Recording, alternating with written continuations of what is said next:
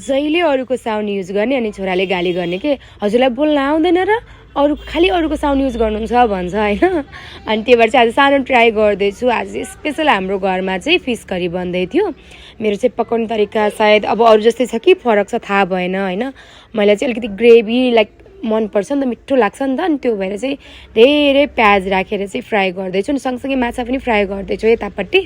दुईवटा ग्यासमा गर्नुपर्यो, के गर्ने बिजी भएपछि प्याजले तेल छोडिसकेपछि मैले चाहिँ यसमा मसला एड गर्छु। मसलामा चाहिँ मैले तोरी, टिमुर अनि अरू सबै खालको मसलाहरू राख्छु। अलिकति धेरै नै बनाइरहेको थियौँ हामीले। मजाले भुट्नुपर्छ कि मसला भुटिनुपर्छ कि तेल निस्किनुपर्छ कि मसलाबाट मजाले होइन यसरी। अनि त्यो हल्का के भन्छ एउटा घिउमा दाना बन्छ नि, राम्रो घिउमा हो त्यस्तै गरी मसला पनि दानेदार हुनुपर्छ क्या। अनि टमाटर पिउरे राखेर अनि मजाले पकाउनुपर्छ, मिठो पनि अनि यो जाडोमा खान तातो तातो पनि हुने के। अनि आज चाहिँ मैले खासमा नुन अनि हल्दी चाहिँ लास्टतिरै एड गर्छु। अनि आज चाहिँ मैले माछा करी जे भने पनि त्यही बनाएँ। अनि सासू मम्मीको लागि चाहिँ छुट्टै पिरो नराखिकन रेडी गरिदिएको थिएँ भने चाहिँ हाम्रो लागि त अलिअलि झोल राखेको धेरै देखेर चाहिँ नडराउनुलाई यति धेरै पानी राख्दैछु मैले यसमा होइन।